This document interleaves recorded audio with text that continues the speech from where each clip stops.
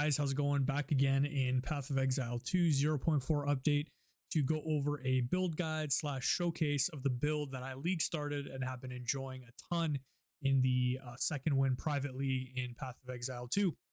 The build that I'm going to be going over is a Tactician. It uses Galvanic shards to clear. It uses Stormblast bolts for single target along with Mirage Archer, and it also has a bunch of auras to do aura stacking.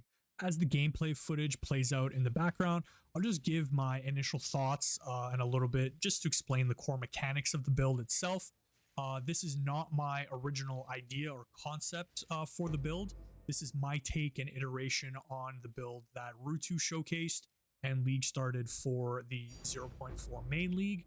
I league started this for the second win private league and have had a tremendous amount of fun with it. It's probably my favorite build that I've played in Path of Exile 2 so far. And assuming there aren't going to be, many nerfs to it in the future, it's probably something I will really consider league starting for as long as it's, good and doesn't get nerfed or anything like that. You are super mobile in maps. You are immune to pretty much all forms of slows.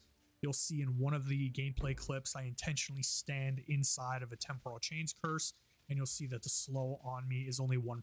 So when we get into the actual build, I'll show you how we can achieve that. So you're immune to all forms of slow. You're super mobile. The clear is fantastic. It's a single button for clearing where you're using Galvanic shards. And then I'm stacking triple herald, so lightning, fire, and ice to get big explosions, big fire explosions, big lightning chains off of the Herald of Thunder. So the clear is fantastic, and the single target is really nice as well.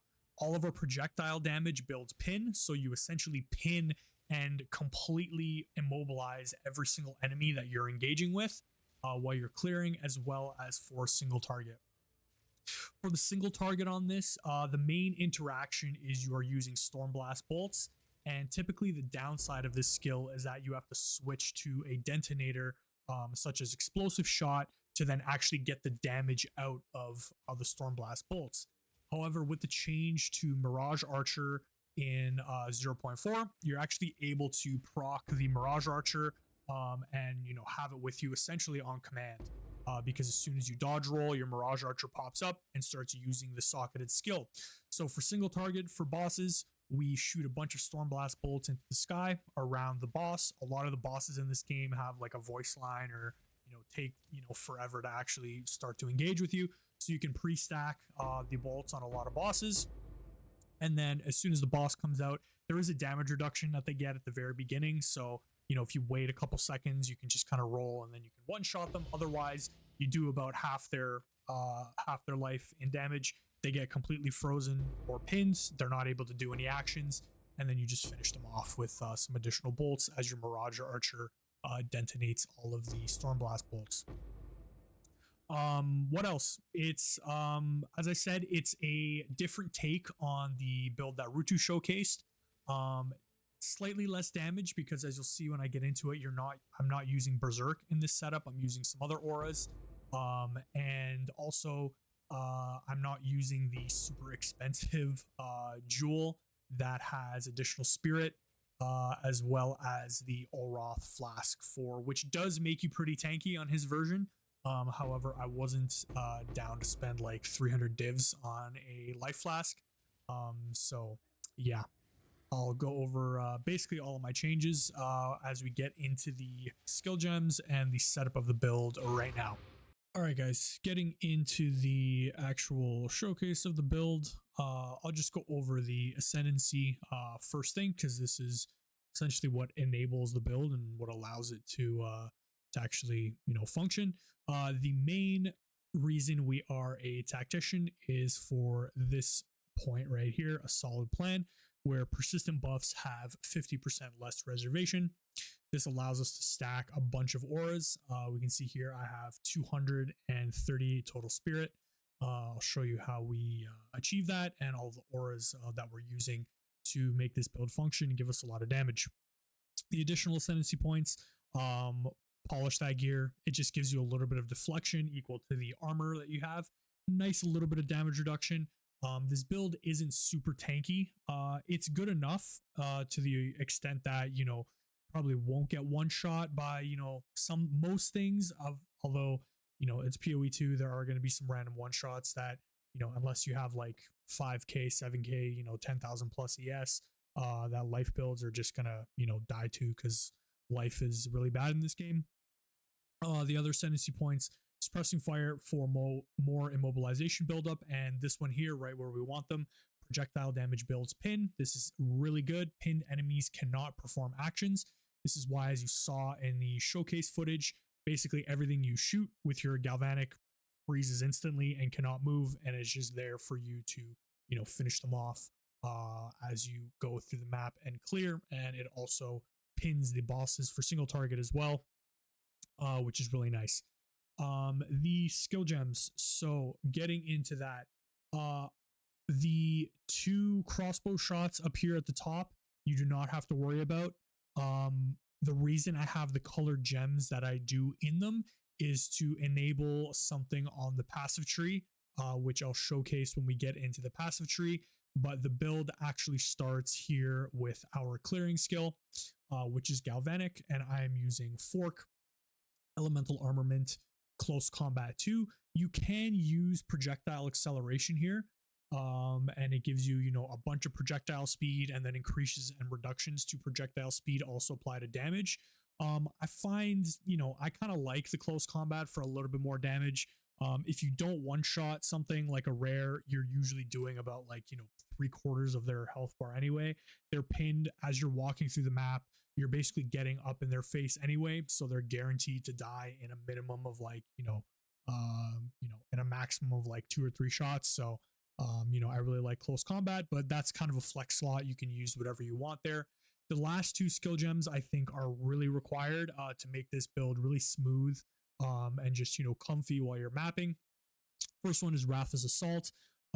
This is where you cannot reload, but you load bolts into your crossbow when you dodge roll, and it loads 4 additional bolts for a total of 5. So right down there I have 3. You can see as I shoot and run out, I can't reload. I can't do any reload animation, but then when I dodge roll, I get back up to 5, as we see there. And then Arjun's Medal, when you get a killing blow with your Galvanic, it just reloads bolts back in. So when you're mapping, you're constantly basically full. The only time I ever really run out is if, you know, the pack density isn't that great and I'm just, you know, firing like crazy because I have a bunch of headhunter buffs and things like that, and you just run out, you just dodge roll, and then you get everything back. Stormblast bolts. Here we're using rapid attacks 2 for more attack speed, elemental armament for some more damage, concentrated area because you want the bolts to be basically overlapping as much as you can on single target for the bosses. Close combat 2, again, you're going to basically preload them, stand on top of the boss, dodge roll, and then your Mirage Archer will blow them up with explosive shot. And then I use Deliberation. Movement speed penalty for this build really isn't that much of a big deal, especially for bosses, so it's just 20% more damage, which is nice. You can put something in here like, what is the skill gem called? I think is it Rigwalds? Yeah, you can use Rigwalds if you want, because I'm using it in weapon set number 2, which I'll go over, where you can get, you know, 30% more damage at a cost of 10% reduced attack speed. I just haven't got around to buying it. I don't even know how much it costs. Yeah, it's like 60 divs. Don't really want to spend that right now. You don't need it. It's, you know, I'm pretty much done with the league anyway. Mirage Archer, this is your core way to detonate the Stormblast bolts. We are loading it with explosive shot, prolonged duration for more skill effect duration, so the Mirage is active longer. Cooldown recovery, so we can see on the Mirage itself, the cooldown of it is 7.69 seconds, and the duration is 9.25. So it's actually lasting you know, longer than the cooldown. So in theory, you can have more than one Mirage Archer active at the same time now, if you can, you know, get it to proc within that, you know, 1.5 second or whatever you have between it, but not super necessary, as long as, you know, your duration is longer or very close to the cooldown or even slightly less. You pretty much have it on full uptime throughout the whole map and when you need it. and then just a little bit more area with magnified area, so the explosive shot just explodes all of the bolts that are on the ground, and then nimble reload, so that way it can just shoot a little bit quicker, and stuff like that. Okay, that's pretty much it for the active skills through there. I guess Mirage technically is an aura, but now getting into the core auras of the build. As I mentioned in the intro, I'm stacking triple heralds, and there's a specific reason for that. Once we get into the passive tree, using Herald of Thunder, Herald of Ice, and Herald of Ash, just standard gems on the damaging ones. Elemental armament, elemental focus. Living Lightning is a flex spot. I just put it on because I didn't really know what else to put. I'll probably swap it out for like the +1 to lightning skills to just give it a little bit more damage. But the Living Lightning doesn't really do a ton of damage. It's just funny to have the little blue, orbs kind of follow you around the map and, go to enemies. Sometimes it helps in temples if the enemies are like invisible, and you're close to them, but you can't really see them if they're like shrouded in whatever that kind of shit is in the temple. The little lightning balls will kind of go to the enemies. So it kind of outlines them or finds them for you sometimes, which is a little bit helpful, but for the most part, they don't really do anything. Blind to just, get a little bit of extra, less accuracy on the enemy. Didn't really know what else to put there. And then magnified area for a bit more area. Herald Device, pretty much the same thing. More elemental damage, +1 cold. Maim to just maim the enemies, give them a little bit of, less movement speed, I think it is, which gives, slower movement speed if they don't, initially die from the blast. And then more area of effect here as well. For Herald of Ash, more area of effect. So when the explosion happens, it's just, as big as it can be. +1 fire, prolonged duration. So the ignite that happens, or the burning that happens on the enemies just lasts a little bit longer. And then I'm using precision number 2 here to help with our accuracy on the build. Now, the big change here from the setup that Rutu used is I'm not using Berserk, and there's a few reasons for that. I mean, you can use Berserk. I just didn't like the degen, and I didn't like dealing with, having to upkeep the life regeneration that, Berserk constantly drains your maximum life depending on how much rage you have. So I kind of wanted to get away from that. It is less damage because Berserk gives you a ton of extra damage. I think it's about 25 to 30% more damage for using Berserk as opposed to, what I'm using here. I opted to go for Elemental Conflux instead. And what Elemental Conflux does is there's a duration between an element that it essentially buffs, and it gives you 60% more damage with that affected element. I'm using compressed duration, so you can see at the top it's only lasting about 5 seconds. So that way it kind of cycles through, although it can choose the same element more than one time in a row. And it's basically just constantly cycling through an element.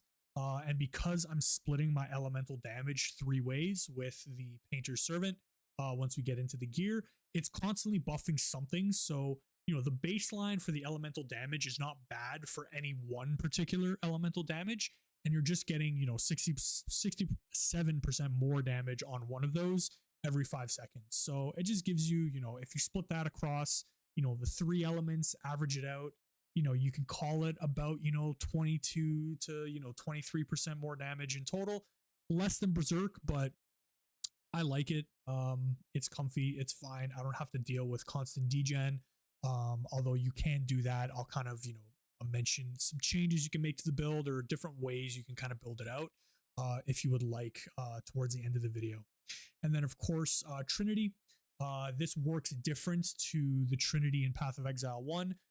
Trinity here wants us to basically do elemental damage of all 3 types, essentially, rotating around at the same time. But as you go through the map, and even with Elemental Conflux, you'll usually favor 2 of them over all 3 at any given time. So you are still getting, 6% more damage as you go through to just give you a little bit more damage. And then you're also getting from the quality a little bit more skill speed while your total resonance is over 250. I wish there was a way or a counter to let you know what the number of the resonance is that you currently have. It's not like in POE1 where, you know, when the thing is kind of lit up, you know, you're at like, you know, 50 resonance or whatever it is. I wish there was just a counter or some way to tell you that, you know, this is how much resonance you have, so you know whether things are proccing and, you know, relatively how much extra damage you're getting from the resonance values. But, you know, it is what it is. On top of that, I would also really love to see if there was a way to know what the active cooldown of Mirage Archer is while you're mapping. It's out right here, but there's no way, or there's no counter, and you can't even put it on your skill bar to know what the cooldown is. Like, I love in PoE1 where if you have a cooldown skill, you just put it here and, you know, you see the little, you know, the little time thing with the circle that tells you, okay, it's on cooldown, it's off cooldown. It's a little bit annoying that you don't have that, you know, information available to you while you're mapping. So, you know, if anyone ever watches this that is in a position to make changes to the game, which, you know, may or may not happen, probably won't happen, but please add that in, or at least some way to let me know when my Mirage is off cooldown, because you can see it on the mini map. But the problem is if I proc it here and I'm mapping really quickly and I'm walking and I'm walking and I'm walking, eventually it will disappear from the mini map. So you won't know exactly where it is. Like, right, if I go far enough, like I'm over here, right, it's off of my mini map and I don't know when it's off cooldown. So it would be kind of nice to know that. Anyway, a little bit of a tangent there. But yeah, Trinity, because we're splitting our elemental damage in 3 ways with Painter Servant, but we'll get into that with the gear. And then Eternal Rage, so that way we constantly have full rage. We are at 48 total rage, 30 base, and then there is the additional you get from the passive tree that we path to. And then on the helmet, we're using a soul core for an additional +4. For Trinity, I guess I'm just using a +1. The next breakpoint to get to 7% more damage is at gem level 23. So ideally what you would want to do is you would want to buy the Utrecht gem that gives you +3 with when there's no additional supports. And I think it is this one, if no other supports is modifying them. Yeah, but it's kind of expensive in the second win league, and I don't really feel like doing that. But ideally you would do that. I think it's a little bit cheaper in other leagues because it's kind of the least sought after one from the boss. And then you get a level 20 spirit gem to get it up to 23, or you go level 19 because you don't need, you know, a lot of sockets or whatever. Just corrupt a bunch of them to try and get +1 at level 19, and then put that on and you get to level 23 for everything like that. And then finally, Eternal Rage, I'm just using Cannibalism to get a little bit of life on kill, which is nice to keep yourself topped up in maps.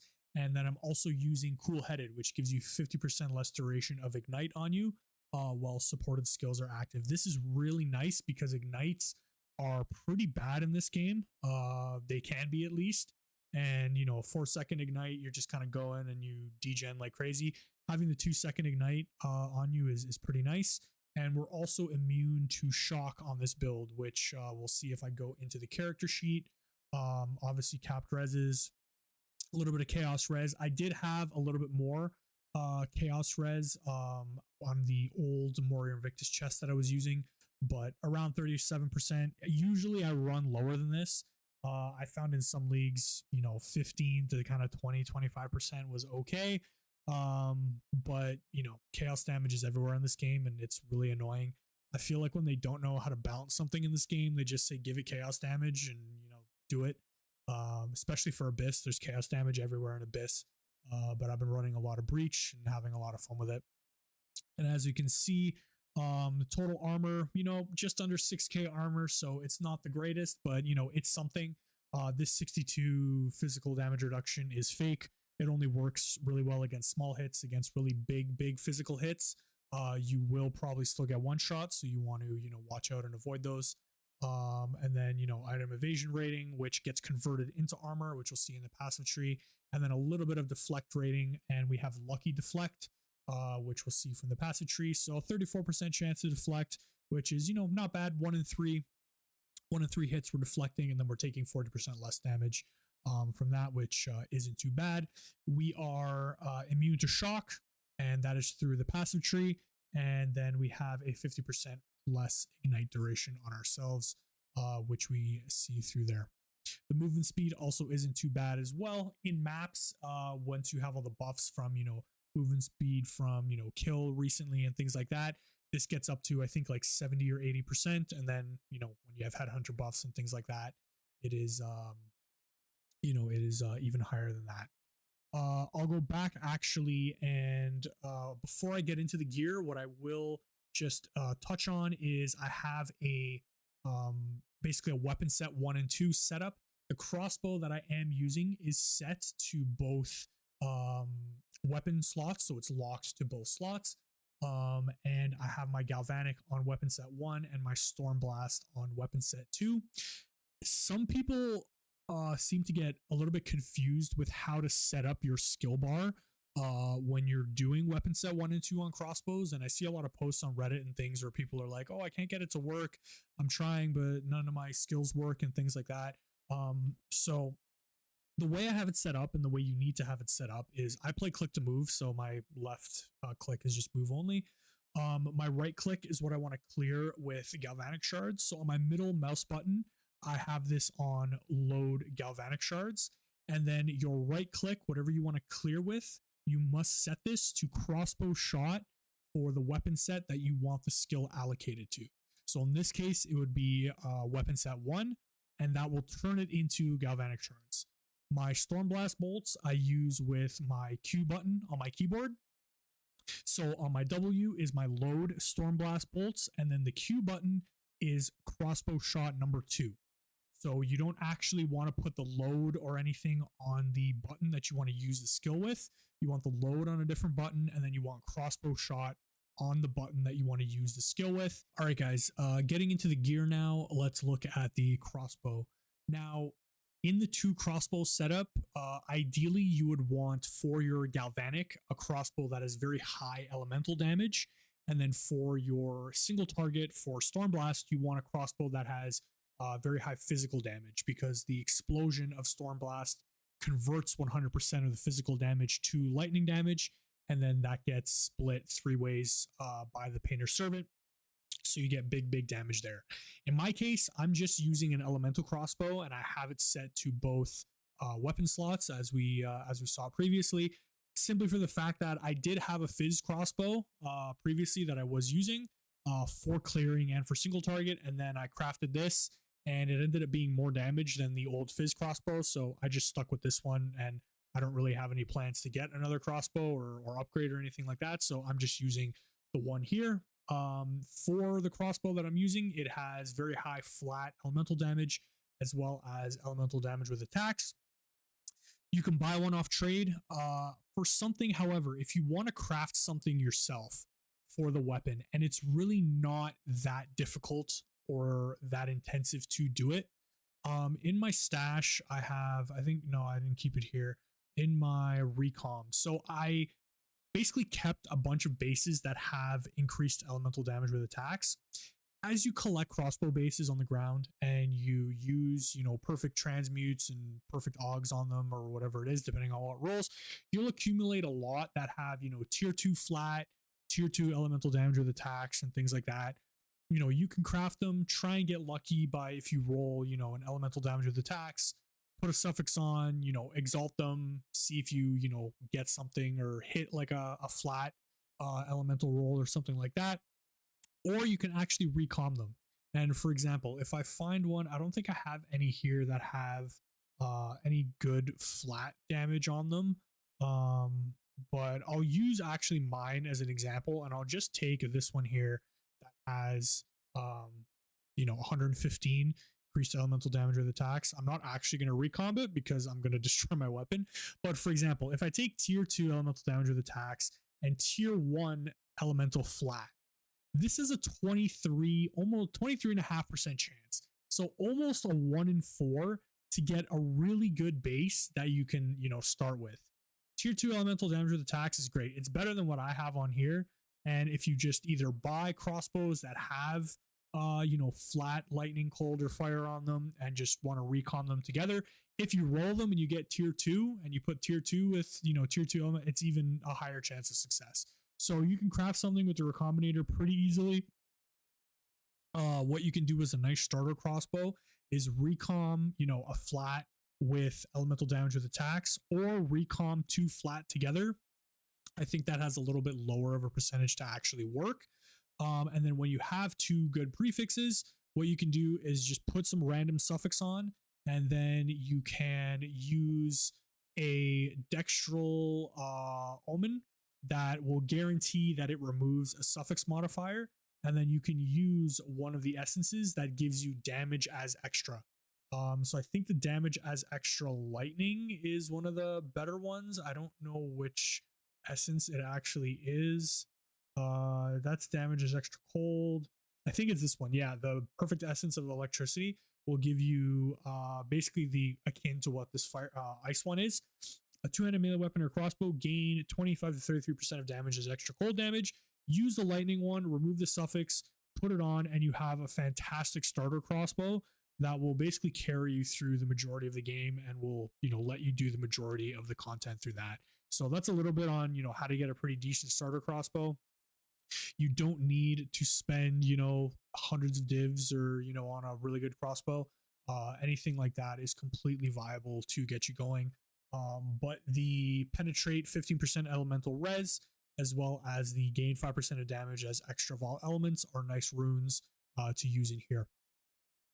For the helmet, I'm just going for armor, life, and basically those. If you can get some rarity on the gear, sure, that's great, but I opted, for just a little bit extra life and some armor. You can use total armor gear, hybrid armor evasion, or full evasion gear, because we're converting all of our evasion to whoops, oh sorry, my skill bar got messed up through that. Or yeah, you can use full armor, hybrid armor evasion, or total evasion gear, because we are converting all of our evasion to armor through the passive tree. The rune on here, which is very important, or the soul core, gives us +4 to maximum rage, so that's why we have 48 total rage. The amulet that I have here, I just wanted armor. Spirit is absolutely mandatory. You need a tier 1 spirit roll for this, so that way we are getting as much spirit as we can, so we can fit all of our auras into the build. And some res. I'll mention as well, on the helmet, or at least on some piece of gear, you do want an intelligence roll, because at least in my case, elemental conflux has a pretty high intelligence requirement. So it helps there with getting up to the I think it's 127 int you need for the level 18. Haven't quite got up to the level 19. Can move some passive points around to probably get it, but the damage is negligible, so I'm probably not going to fit it in, which is fine. But again, you want spirit on the amulet. I just went for a little bit of increased armor, and you can desecrate with the guaranteed omen to get this guaranteed value here of the increased armor from equipped body armor. I actually forgot to finish qualitying it for defense modifiers, so the armor rolls on those will go even a little bit higher. Res, just to fill out whatever reses I want, and the crit damage was a dead mod. We're not a crit build, so we don't need any increased critical damage. It was just a random perfect exalt slam that I ended up getting. The only upgrade from here would be to get basically this exact same amulet with plus to projectile skills, which doesn't exist in the current league. And I don't feel like crafting it and dumping a bunch of currency into it, but ideally we want any level plus levels to projectile skills on the amulet as well. The body armor, Warrior Invictus with a max divine spirit, so 14 spirit per socket. Ideally you want a corrupted 5 socket one, so that way you get 70 spirit total on the from the chest. Max life per socket filled is also ideal here. If you are using the Berserk setup and you are having a lot of degen, getting life regeneration per socket filled is very helpful to help mitigate a lot of that. So you can find one with life regen. I'm using the all attributes because, again, it does actually help a decent amount get that intelligence requirement for elemental conflux. So I found having, the extra attributes there is quite nice. And the extra strength that it gives to is also max life. So it helps there a little bit with getting a little bit more life. The soul cores I'm using are the ones for maximum life. You can, if you want, take one of the max life ones out, and you can use one that takes 15% of damage from mana before life. Because we are using Lavianjas, we're constantly using our mana flask and it's constantly being applied to us. This build uses pretty much no mana at all, so your mana there is, you know, essentially free life pool. If you want to, you know, convert some of the damage you take into mana, you can do that as well. Completely your choice. Rings, you're just looking for flat damage and res. I have a little bit of rarity on there. Pretty decent flat rolls on the damage here. I had a ring before this, which was pretty much exactly the same, except it didn't have rarity. And I ended up buying this. I probably overpaid for it. I paid like 70 divs for this ring just because I wanted a little bit more rarity and I was greedy. But you don't need the rarity. Just get some flat, you know, double tier, you know, tier 2. Tier 2 is totally fine. If you can find, you know, triple flat, that's even better. Any elemental is fine. Physical is fine too. Just, you know, any flat and res on your rings is perfectly good. Same with this, flat and res. The Painter Servant gloves gives us a decent amount of LE damage as extra. I have a 9, 10, 10 roll. The triple 10s do not exist in the private league, at least from what I've seen. Haven't done any live searches to see if anyone is, you know, putting them up and someone's insta buying them. But I haven't seen any triple perfect rolls yet. But this is giving us some nice LE damage as extra, as well as splitting our elemental damage into the 3 elements.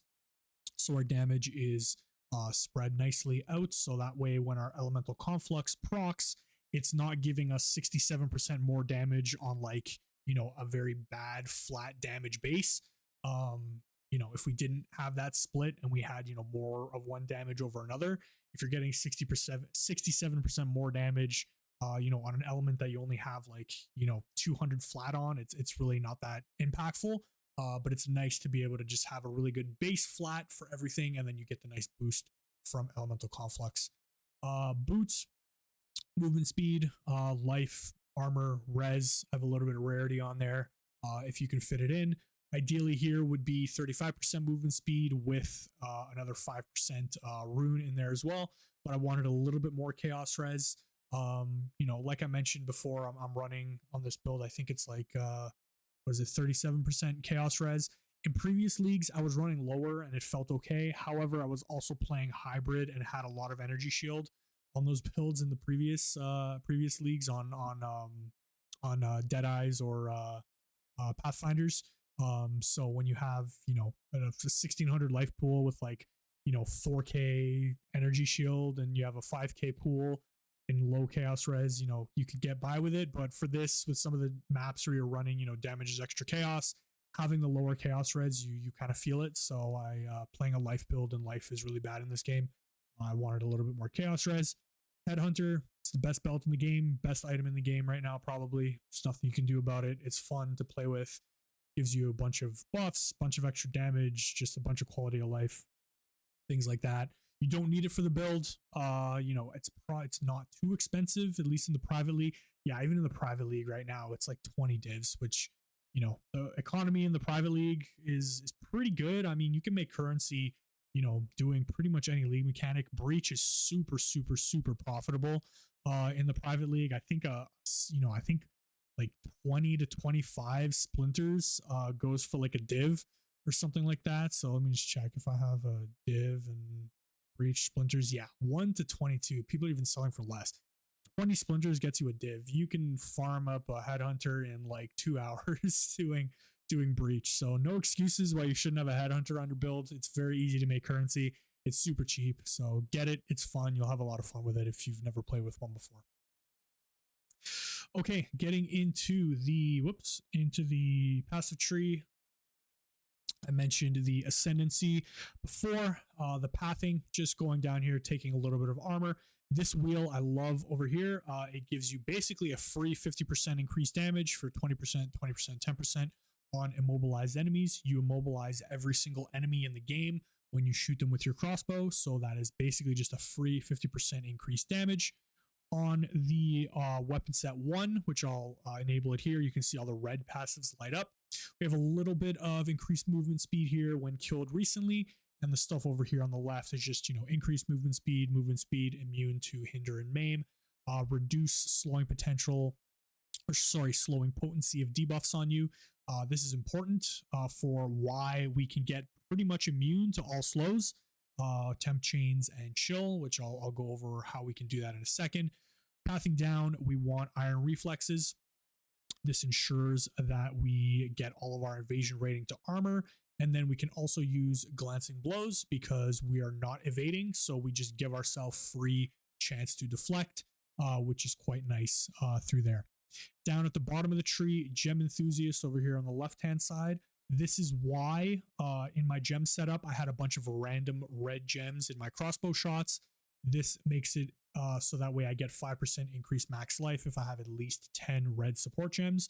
Do note that the quantity of gems that you have active at one given time is weapon set specific. So now that I'm on weapon set 1, it will not consider any of my gems in weapon set 2 to be active. So these 4 plus the 1 in Stormblast, I believe doesn't get considered. So if you are going for this setup, make sure that when you swap between the two, your life is pretty much exactly the same, and you are not losing out on the extra 5% maximum life. On the right side, this is how we get immune to shock if the majority of the support gems are green. In the case here, I have 15, which I think are pretty much active almost all the time, at least the majority. As long as, you know, your skill gem setup is how it is, and on your character sheet, you scroll down and it says immune to shock, and you are like that on both of your weapon sets, you are good to go. So just make sure if you got to move some gems around to ensure that you are always immune to shock on both weapon set 1 and 2, you achieve that on both slots. Pathing over a weapon set 2 for the single target, a little bit of attack speed over here, which is nice to get the storm bolts out a little bit quicker. And then at the bottom, this is just extra damage against a rare or unique enemies. We're primarily just using it for single target. All of the rares and all of our map clear is totally doable, and everything dies with Galvanic. So I'm really only bringing out the Stormblast on bosses on single target. So a little bit of extra damage there is never a bad thing. On the far left, you want to make sure that you path over to Battle Trance and pick up the extra plus 14 rage that we get from over here. This gives us 14% more damage. So the 30 base plus 14, and then the 4 from our helmet soul core gets us up to the total of 48 that we have, for a total of 48% more damage.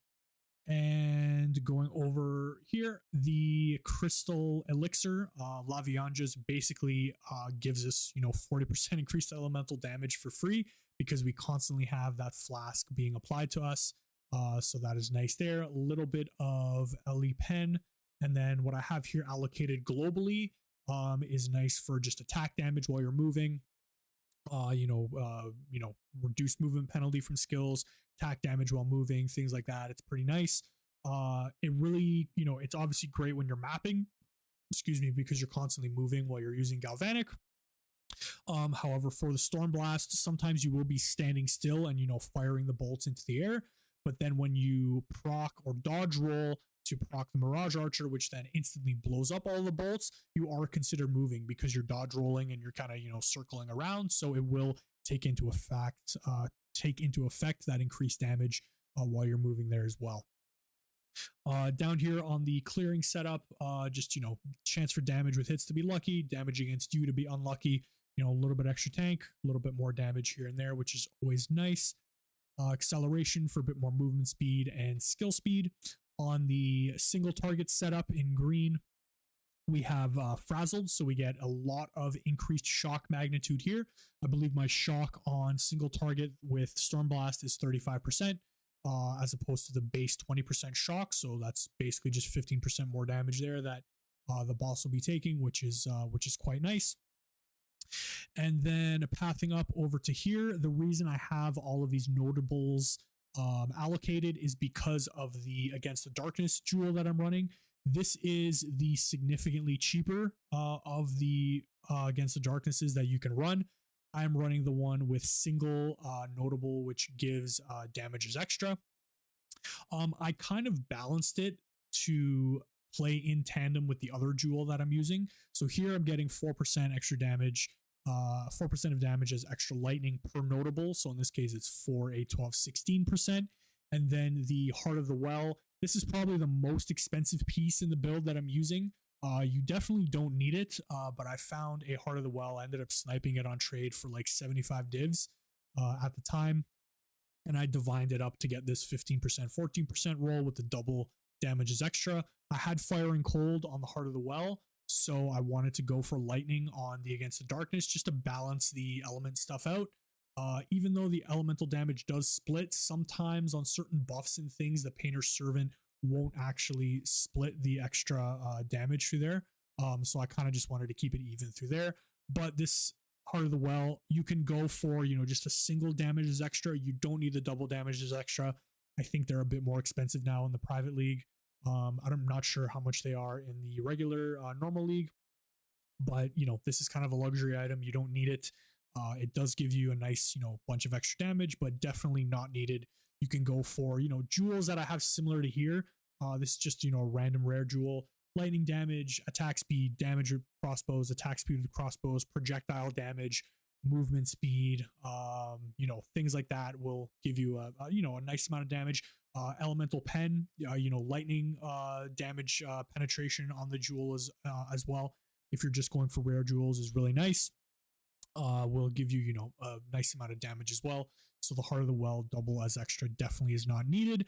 The ideal jewel for Against the Darkness would be increased spirit.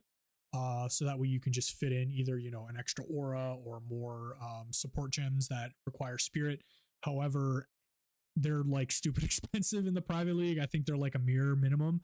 And if you want the one with like damage and spirit, I don't even know if they exist, but they're probably like, 5+ mirrors, which I don't have and don't want to pay for or farm up for.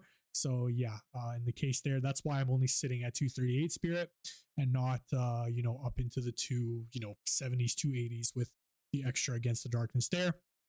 Just some more damage and stuff over here. So final part of the build.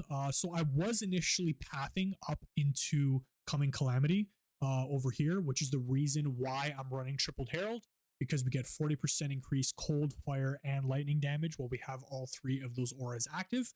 So really nice damage boost there. I was pathing up here. However, I was looking on trade and saw that the Trusted Kinship from nothing is basically free. It's like 1 divine and Trusted Kinship is right here. And it honestly worked perfectly for the build, and I was stupid not to do it. I was looking at the Holopalm to potentially allocate Kite Runner, and these were like 70 div, and paying 70 div for, a little bit of extra movement speed and projectile damage. If I did allocate this, I probably would have switched to projectile acceleration to get the 15% increased damage from that as well. But paying 70 div just to allocate 1 passive, there wasn't really anything else over here that I wanted to allocate. Didn't make sense to me. Paying 1 div and I get 4, 6 passives here, 3 notables that are actually useful for the build was a no-brainer, and I really like this setup. It allows me to take Coming Calamity without having to waste all the points pathing to it. I can also take Wellspring, which gives me just 8% increased attack speed during any Mana Flask effect. Again, La Vianges is the key here because it's constantly applying its effect to us. So that's just a free 8% attack speed. And then up here, which really enables why we're allowed to be slow immune in this build. We take Unhindered, which gives us 20% reduced slowing potency of debuffs. And then all of these other passives leading up to it also give an additional 8%. So here we're getting 8, 16, 24 plus 20 gives us 44. Over here, we are getting another 8, 16 plus 10. So that is 26 for, I believe, what is that, 70. And then we are getting the additional 4%, 8%, and 8%. So that is another 20 for 90%. And then the last one here, 5% reduced slowing potency for a total of 95% reduced slowing potency of debuffs on us. So that is why Temporal Chains and Chilled Ground only have a 1% effect of a slow on us, which is basically nothing. If you level up 2 more times, I'm level 96. If you get to level 98, you can take these 2 points here to get to 99%. Oh, it doesn't actually get you to 100, which is kind of annoying. You would need the extra for the 8% there to actually get over 100, but 99%, it'll actually still round down, so you'll still get 1%. So it's not even worth it. And for 3 points to get rid of 1%, it's definitely not worth it. So you're, for all intents and purposes, slow immune on this build, which is great because nothing slows you down in maps and you just go and have fun. My anoint, I am anointing split shot, just, extra chance for additional projectile when forking. We are shooting out, what is it, like 10 projectiles, I think Galvanic shoots out. Yeah, fires 10 fragments. So, 75% of those are going to fork an additional time. So you're getting, a lot of, 75% of the time you're getting an additional projectile when you're forking. So you actually have more projectiles than the actual pack size allows in the game because they reduce the pack size a ton in this game. So you're basically clearing packs with more projectiles than you actually need for things like that. Okay, that's pretty much the build. It's like I said, it's a lot of fun. It's super mobile, slow immune, great single target damage, great clear, fun to play. Clearing is fun. It reminds me a little bit, if you get some maps that are a little bit more densely packed, and you just fire off and you get a giant chain of herald explosions and ice explosions, fire explosions that kind of go around corners and stuff like that.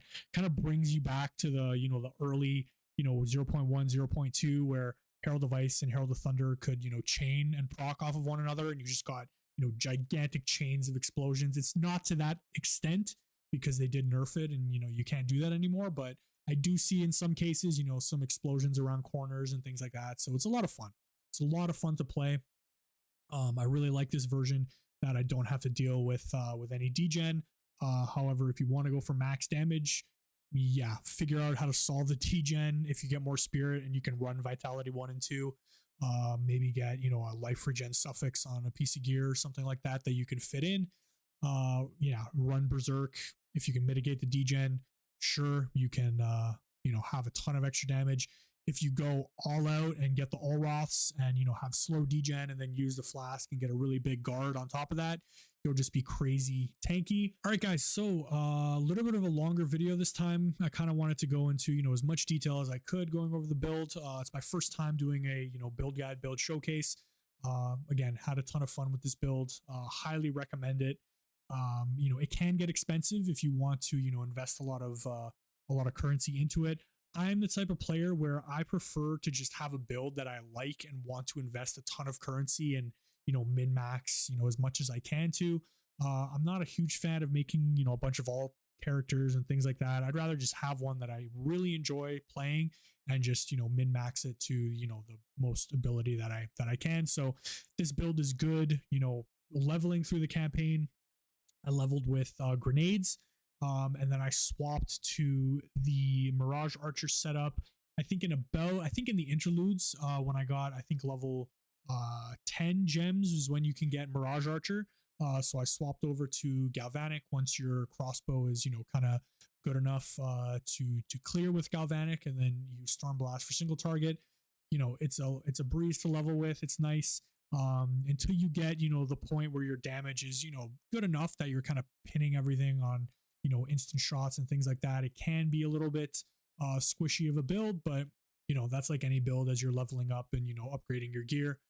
It's a lot of fun to play and probably a build that I'll stick with for many leagues to come, assuming there aren't any drastic nerfs to it or things like that, which not a lot of people are playing Tactician. It doesn't seem like this build should get touched. If anything, there might be some buffs that come to it through various auras or Mirage Archer or things like that. But only, time will tell to see how it evolves over the next couple leagues. So yeah, I'll probably play it again in 0.5. And yeah, I will likely iterate on it again, see what we can do to make it any better or any more fun. But yeah, thanks for checking out the video if you were here this long. And yeah, I recommend the build. Give it a try and let me know what you think.